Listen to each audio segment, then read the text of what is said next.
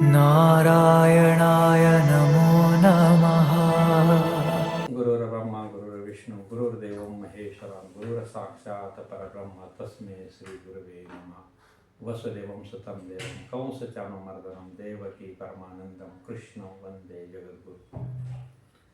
आज आपण कृष्ण पक्षातील कामिका एकादश या एकादशीचं महत्त्व आपण पाहणार आहे आणि त्या एकादशीच्या निमित्ताने ह्या एकादशीचे जे 11 तप आहेत त्या 11 तपाचं जे महत्त्व आहे ते कसं आहे आणि ते रूपक कसे घेतलेले संतांनी, तर ते आपण सुरुवातीला संक्षिप्तमध्ये बघू. एकादशीचे 11 तप लक्षणं सांगताना काही संत परंपरेमध्ये त्यांचे रूपक आलेले आहेत.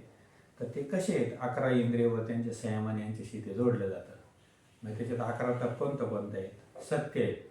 मन, वाणी आणि आचरणात सत्य ठेवणे हे पहिलं तप आहे. त्याच्यानंतर दुसरं तप आहे अहिंसा. कोणत्याही जीवाला मन, वाणी आणि कर्माने दुखवू नये अशा प्रकारे अहिंसा ठेवणं. म्हणजे एकादशी जे 11 जे तप आहेत तर ते त्याचं संक्षिप्त असं रूप आहे एकादशीचं. तर हे सर्व जे तप आहे ते सर्व प्रत्येक दिवसाला साधकाच्या मध्ये आचरणात ती आली पाहिजेत.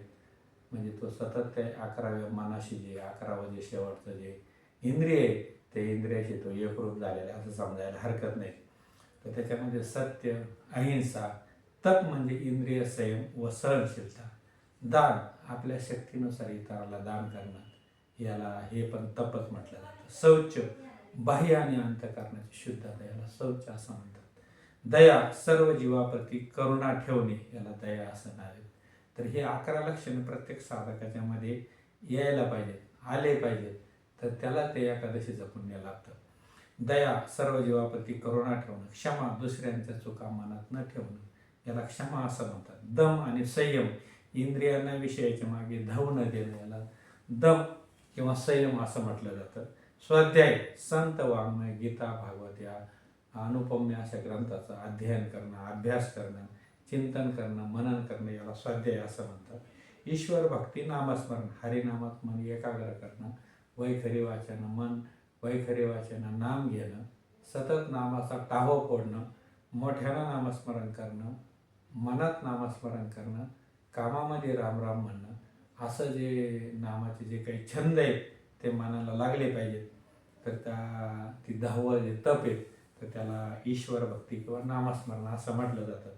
आणि सगळ्यात महत्त्वाचं जे 11वं तप आहे ते आहे मनोनिग्रह. चंचल मनाला भगवंताच्या चरणी स्थिर करणं याला मनोनिग्रह म्हणतात. अशा प्रकारे हे एकादश घडले जाते. नुसता अन्नाचा त्याग करणं म्हणजे एकादशी करणे नव्हे, तर हे 11ही तप ज्या साधकाकडून घडले जातात त्याची ही सतत एकादश, त्याच्यासाठी एकादशी अहर्निशी आहेत. तर अशा प्रकारे या एकादशीचं महत्त्व नुसतं मनातील काम, क्रोध, लोभ, मोह यांचा त्याग करून सत्य, अहिंसा, दया, तप, दान आणि नामस्मरण अंगीकारणे हे एकादशीची अंतर्बाजू आहे. ही पण तितकीच महत्त्वाची आहे. नुसतं एकादश धरणं आणि उपवास करणं यालाही काही महत्त्व नसून तर ते एकादशीच्या मागं जे महत्त्व आहे किंवा त्याचे जे अंग आहे ते साधू संतांनी वर्णन केले, ग्रंथांना वर्णन केलं, त्याचं हे आचरण अंमलात आणणं याचं खरं नाव एकादश आहे असं म्हणतात. एकादश म्हणजे केवळ उपास नाही, विषयांचा उपास करून भगवंताच्या नामाचा आहार घेणं, सतत भगवंताचं नामस्मरण करणं, भगवंताचं गुण गाणं, भगवंताचं रूपाचं ध्यान करणं, अशा प्रकारे विविध प्रकारे भगवंताच्या जे अस्तित्व आहे, हे विश्वाचं अस्तित्व ज्याचं सत्य नाही अशा सत्ताधाऱ्याचं स्मरण करणं म्हणजेच त्याचं स्मरण करणं म्हणजेच एक उपवास आहे किंवा त्याच्या सहवासात आपण आहोत आणि ते बी सतत आहोत. अशा प्रकारे ह्या एकादशीचं जे महत्त्व आहे, आपण जे 24 एकादशीचं महत्त्व आपण पाहत आलो तर त्याच्यामधील महत्त्वाचा भाग म्हणजे काय, एकादशीची 11 अंग कोणते आहेत तर ते 11 अंग आपण आता बघितले. सत्य, अहिंसा, दया, तप, दान आणि नामस्मरण आणि मनोनिग्रह अशा प्रकारे हे जे महत्त्वाचे अंग आहेत तर हे एकादशीचे अंग आहेत. याप्रमाणे आपण एकादशीचं व्रत केलं पाहिजेत आणि हे एकादशीचं व्रत करताना हे लक्षात ठेवलं पाहिजे. अशा प्रकारे आता ह्या कृष्ण पक्षामध्ये जी एकादशी येते ती एकादशीला आषाढ महिन्यातील कृष्ण पक्षामध्ये जी एकादश त्याला कामिका एकादश असं म्हणतात. आणि ह्या एकादशीचं जे महत्त्व आहे ते भगवंतांना युधिष्ठिरला सांगितलेले आहेत. आणि सर्वच एकादशीचं महत्त्व हे युधिष्ठिरने विचारल्यानंतर भगवान श्रीकृष्णांना सांगितलं. तर त्याच्यामध्ये कामिका नावाची एकादश आहे, तिचंही महत्त्व सांगितलं आहे. तर धर्मराज युधिष्ठिरने विचारलं, गोविंद वासुदेवा, आपणास माझा नमस्कार असो. आषाढ महिन्याच्या कृष्ण पक्षात कोणती एकादशीचे तिचा विधी कसा आहे तो आपण सविस्तर सांगण्याची कृपा करावी. युधिष्ठिर धर्मराजाने भगवंताला विचारलं. तर भगवान म्हणाले, राजन ऐक, मी तुम्हाशी एक पापनाशक उपाख्यान सांगतो, ते काळजीपूर्वक ऐक, जे पूर्वी ब्रह्मदेवाने देवर्षी नारदांना सांगितले होते.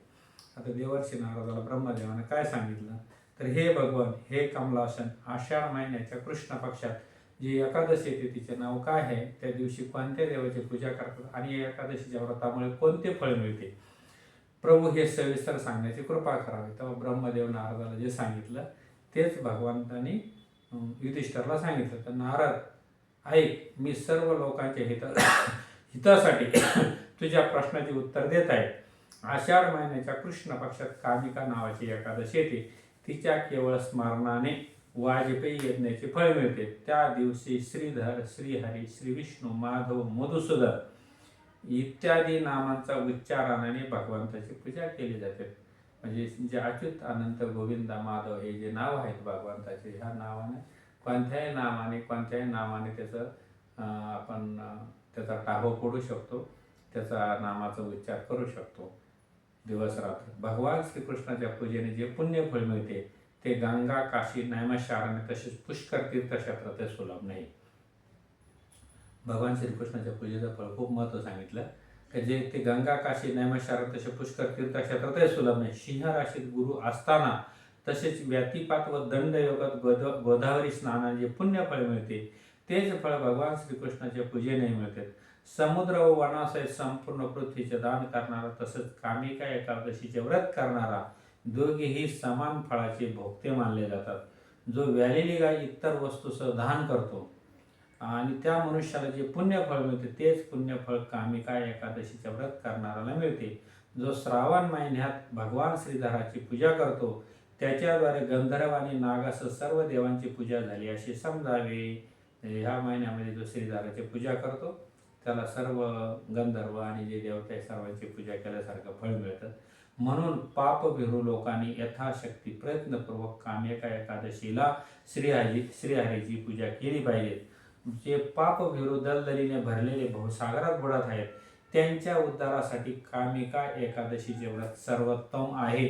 अध्यात्मविद्या परायण पुरुषांना जे पुण्य मिळतं त्याहून अधिक पुण्य कामिका एकादशीचे व्रत करणाऱ्यांना मिळते.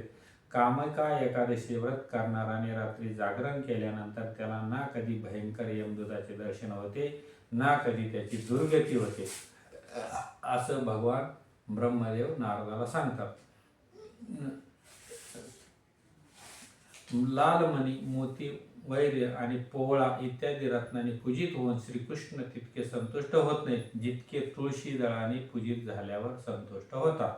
म्हणजे एक तुळशी दळ जर भगवंताला वाहिलं तर त्या संपूर्ण विश्वंभराची पूजा केल्यासारखी एका तुळशीच्या पानानं होते.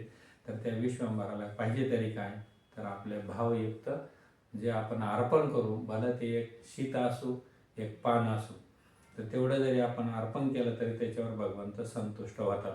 तुळशीची मंजिरी वाहून जो भगवान श्रीकृष्णाची पूजा करतो त्याची जन्मभराची पापे निश्चित नष्ट होतात.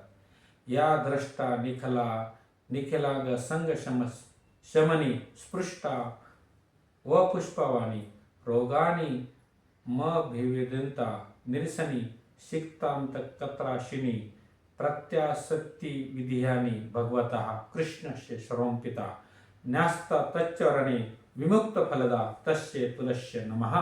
जिचे दर्शन होता सर्व पाप समूहाचा नाश करते, स्पर्श केल्याने शरीराला पवित्र बनवते, नमस्कार केल्याने रोगाचे निवारण करते, आर्ध दिल्याने मृत्यूपासून रक्षण करते, जिचे रोप लावल्यावर भगवान श्रीकृष्णाच्या सानिध्यात घेऊन जाते आणि भगवंताच्या चरणी वाहिल्यावर मोक्षरूपी फळ देते, त्या तुळशी देवीला नमस्कार असो, त्या तुळशी देवीला नमस्कार असो.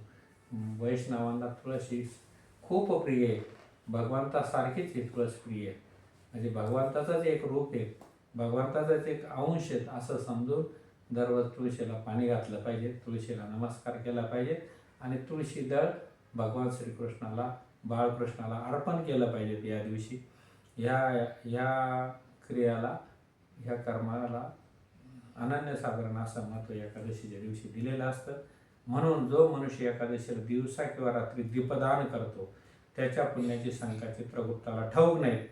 एकादशीला श्रीहरीपुढे जो दिवा लावतो त्याची पितरे स्वर्गात जाऊन अमृत प्राशन करून तृप्त होतात. देवापुढे तुपाचा किंवा तिळाचा दिवा लावणारा मनुष्य मृत्यूनंतर कोट्यावधी दिव्याने पूजित होऊन स्वर्गात जातो. भगवान श्रीकृष्ण म्हणतात, युधिष्ठ, तुम्हाला मी हे कामिका एकादशीचे महात्म्य सांगितले. कामिका एकादशी सर्व पापांची हरण करणारे आहे, म्हणून सर्वांनी हे व्रत अवश्य केले पाहिजे. हे स्वर्ग व महान पुण्यफळ देणारे आहे. जो श्रद्धेने या महात्म्याचे पठन व श्रवण करतो तर सर्व पापापासून मुक्त होऊन वैकुंठात जातो. अशा या कामिका एकादशीचं असं अनन्यसाधारण असं महत्त्व आहे. आणि याचं जे आपण रूपकं जे बघितले का, त्या रूपकासुद्धा ध्यानात ठेवणं आणि त्या रूपकाप्रमाणे आपण आचरण करणं हे सुद्धा तितकंच महत्त्वाचं आहे. नुसतं मनोनिग्रह का करायचा, ईश्वर भक्ती नामस्मरण का करायचे, स्वाध्याय का करायचा, संयम का करायचा, क्षमा, दया, शौच, दान, तप, अहिंसा ह्या ज्या गोष्टी सांगितल्या आहेत, सत्य, तर ह्या माणसाच्या आचरणात आल्या पाहिजे.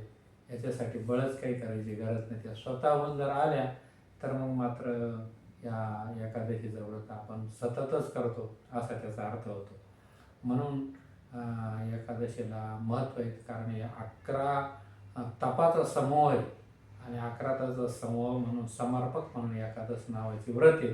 आणि ते 11व्या तिथीला येतं प्रतिपाद्यानंतरच्या, आणि त्याला भगवान विष्णूंना डोक्यावर घेतलेला आहे का ती जी माझी जी एकादश व्रत करल, जो माझं स्मरण करल तो मलाच येऊन मिळेल.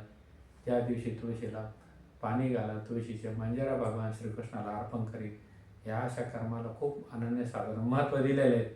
जो कधीच काही करत नाही पण तो एकादशीचं व्रत करतो त्याला तोही भगवंताला प्रिय होतो.